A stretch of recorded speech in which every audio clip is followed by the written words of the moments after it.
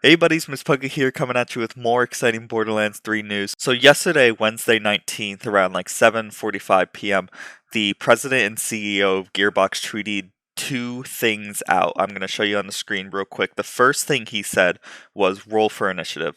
And the second thing he said, I rolled a 2, then I rolled again, and I got a 14. Then one more roll, and I got another 2. Before we discuss this, I want everyone to know that I'll be including a link to this tweet in the comments and description down below, so you can look at them yourself if you want to. Okay, so the first phrase, roll for initiative, is a term that is used in Dungeons & Dragons, but more importantly, it's one of the first things that Tiny Tina says in the Bunkers and Badasses opening cutscene for Borderlands 2, which is our first big hint towards new Borderlands 3 content coming up. But let's move on to the second tweet before we move on with that thought. Now, the second one says, as you see on the screen, it's like a bunch of numbers. It has been figured out by multiple users on Twitter that if you link each number to a letter of the alphabet, this is clear code for BNB. BNB, of course, being Bunkers and Badasses. That is two huge hints telling us that either the next DLC will involve Bunkers and Badasses in some shape or form, or that one of the next 5 DLCs that were leaked recently are going to involve Bunkers and Badasses. Now, if you aren't aware of the 5 new DLC leaks, feel free to click the link up above on that subject right up here. But let's continue on to the main subject. Now, we all know that the next big bad DLC will center around Krieg from Borderlands 2 getting over the death of Maya, and when you say that out loud, you start to notice some interesting connections to the last Bunkers and Badasses DLC.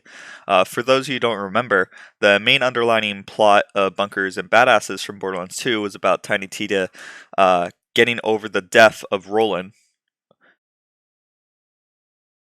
Now what if, now stay with me, the big bad Krieg DLC addresses Krieg's grief of Maya the same way Tiny Tina did by playing a round of Bunkers and Badasses with the other Vault Hunters. And in the end, Krieg and the others finally get to say a proper goodbye to Maya, which will more than likely make us tear up the same way Borderlands 2 Bunkers and Badasses made me tear up. Moving on to happier thoughts, it'll be really interesting and fun to see how Krieg would interact with all the RPG settings that come with a D&D themed DLC. This sounds really amazing, but let's all keep in mind that it's always possible for this tweet to be a hint for one of the 5 future DLCs, not just the next one that were leaked recently. So we don't want to start pissing your pants right now, unless you're like me, which you already pissed your pants over excitement. Thinking about Krieg in a medieval RPG setting just sounds awesome. Now, I don't know about you, but Bunkers and Badasses was my favorite DLC in Borderlands 2, and I'm just so super excited to see it possibly making a return in Borderlands 3 in such a big way.